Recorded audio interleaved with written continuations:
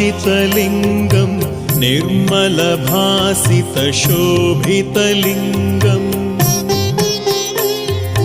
जन्मजदुःखविनाशकलिङ्गं तत्प्रणमामि सदा शिवलिङ्गम्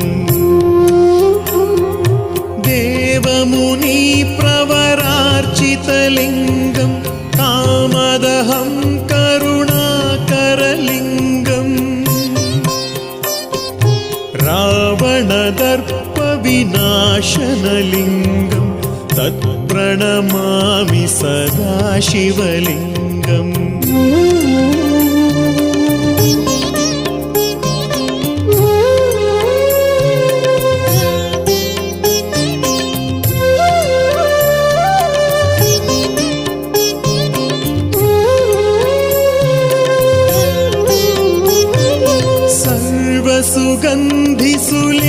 सर्वसुगन्धिसुलेपितलिङ्गं बुद्धिविवर्धनकारणलिङ्गं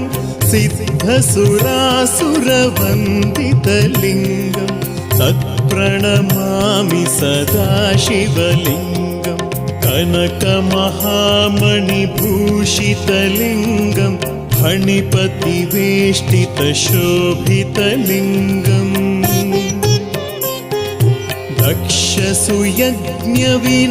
दक्षसुयज्ञविनाशनलिङ्गं तत्प्रणमामि सदा शिवलिङ्गम् कुङ्कुमचन्दनलेपितलिङ्गं पङ्कजहारसुशोभितलिङ्गम् सञ्चितपापविनाशनलिङ्गं तत्प्रणमामि सदा शिवलिङ्गम्